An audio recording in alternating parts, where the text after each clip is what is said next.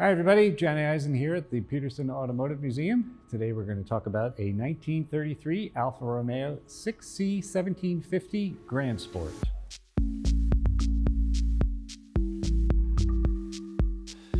The 6C is one of the most celebrated and versatile series of cars ever produced by Alfa Romeo. Manufactured from 1927 all the way to 1954, the name 6C refers simply to the most defining feature of the car, a silky smooth six-cylinder engine that was the design of a brilliant engineer, Vittorio Jano. Yet behind that modest designation lies a lineage that helped define Italian performance, elegance, and engineering excellence between the wars and into the early post-war era.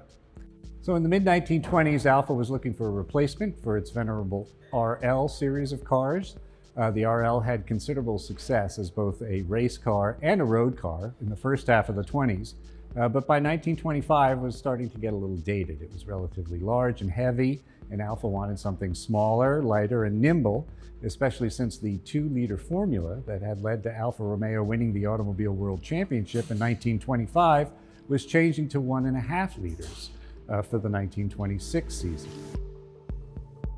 So anticipating the change in regulations in the race series, Alfa enlisted their new engineer, Vittorio Jano, who they had recently hired away from Fiat, to develop an all-new light car in 1924. At Fiat, Jano had worked himself up from assistant draftsman to one of the big Italian company's main designers, working on both touring and race cars.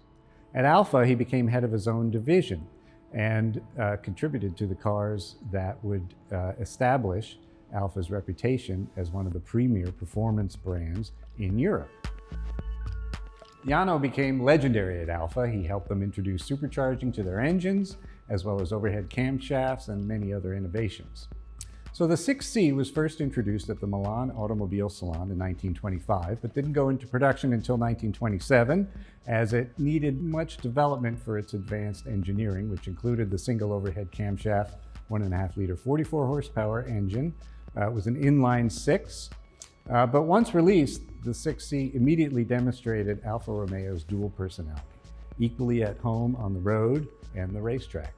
Its instant success prompted Alfa to introduce a dual overhead camshaft super sport version that also had increased compression and a twin barrel carburetor, which boosted the horsepower to 54. Now that's a tiny number by today's standards, but in the 1920s, in a light car, this was plenty to make the 6C extremely competitive. The 6C 1750 variant, like this car, became iconic thanks to its racing success and its refined Grand Sport variants, often bodied by elite coach builders like Zagato and Touring, combined lightweight aluminum bodies with elegant proportions, creating machines that were both fast and visually striking.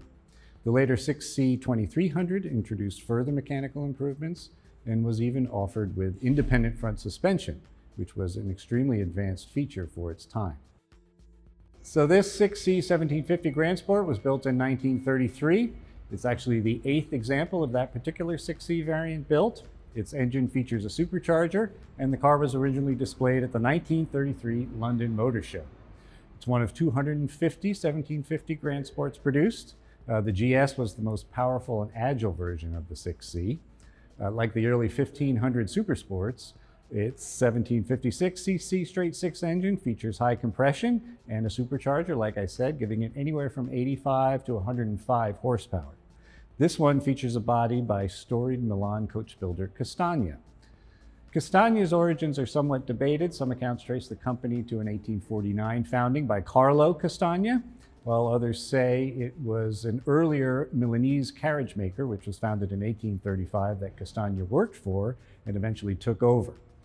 What is clear is that Castagna rose through a tradition of elite carriage construction, a tradition that carried over into their automobile bodies, which they began building in 1905.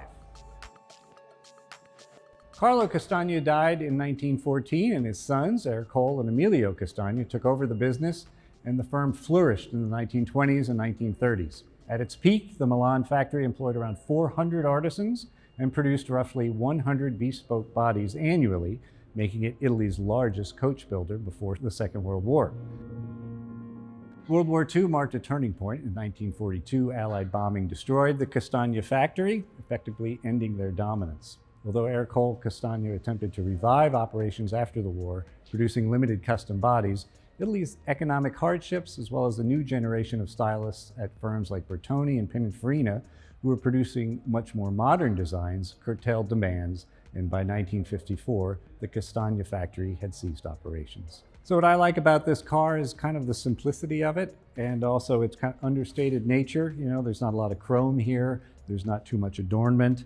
It pretty much is what it is. It's a car that, for a pre-war car, looks like it's going fast, and it performed really well. It did go fast.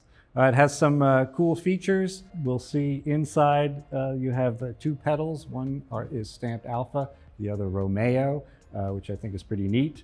It's got these great little bucket seats, right-hand drive, which was sort of the chic way of configuring your car at the time. Also, many race cars were right-hand drive. It's, for the era, a very light car. It was meant to be, as I said, very nimble. And this was a very successful car for Alfa Romeo, and really kind of established them as an important European brand in the years leading up to World War II.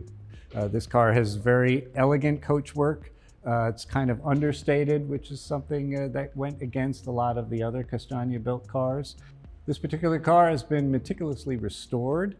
This cream and gray color scheme really suits it. Apparently it was originally this cream color, but with black accents. I actually think the gray works well here.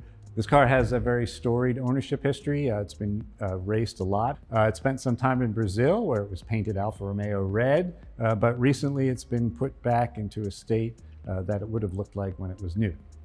And really, it's a lovely little example of pre-war sports car building.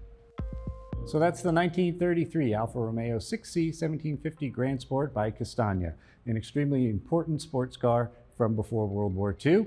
I'm Jonee Eisen, and thank you for watching.